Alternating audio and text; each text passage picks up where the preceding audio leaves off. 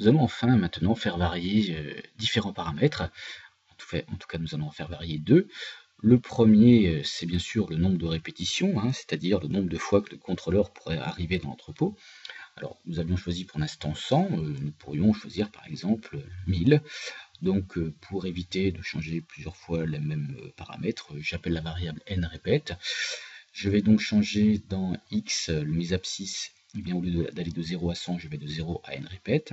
Et puis, bien entendu, ma boucle qui va répéter le nombre de tirages va aller jusqu'à n répète. Enfin, il va m'intéresser de changer le nombre de tirages, c'est-à-dire, par expérience, le nombre de fois où le contrôleur va tester les pièces, c'est-à-dire le nombre de pièces qu'il prend. Donc, nous avions choisi par défaut 80, je reste pour l'instant avec 80. De la même manière, j'appelle la variable n tirage, et je vais donc changer n tirage, vous le voyez, dans l'affectation des ordonnées, où je prends la fonction tirage simple qui prend la valeur n tirage.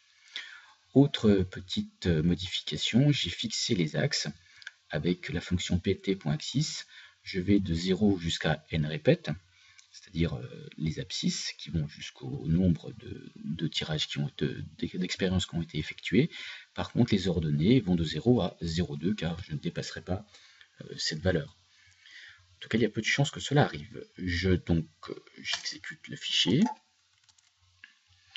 Je regarde graphiquement ce qui se passe et vous le voyez cette fois-ci. Donc les axes vont de 0 jusqu'à 1000 pour l'abscisse et de 0 à 0,2 maximum pour les ordonnées. Le nuage de points contient bien entendu plus de points puisqu'il y a plus d'expérience et elles se répartissent par contre toujours à peu près de la même manière. Je vais donc maintenant augmenter le nombre de tirages. Donc je passe de 80 par exemple à 150. On imagine donc maintenant que le contrôleur arrive et teste 150 pièces. J'augmente, j'exécute le fichier. Et là, cette fois-ci, je vois que le nuage se resserre. Et à part quelques petites fréquences un petit peu extrêmes, eh bien, tout semble se resserrer autour d'une valeur centrale qui, vous le voyez, est certainement 0,07, ce qui n'est pas pour nous étonner, car nous savons que si, pour une expérience, nous augmentons le nombre de tirages, la loi des grands nombres nous dit que nous tendons fatalement vers la probabilité.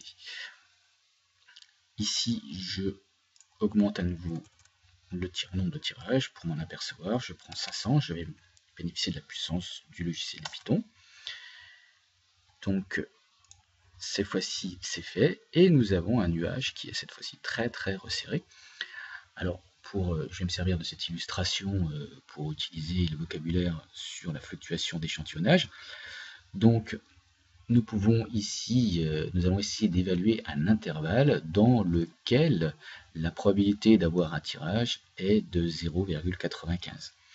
Grossièrement, nous pourrions dire que 95% des fréquences ici sont situées dans cet intervalle-là, cet intervalle que nous avons calculé en secondes, dont nous allons revoir les formules dans le cours. Bien entendu, ce n'est pas 95% des fréquences qui sont ici dans cet intervalle, mais il faut bien comprendre que lorsque je réalise une expérience, cette expérience a 95% de chance d'être dans cet intervalle que je vais définir.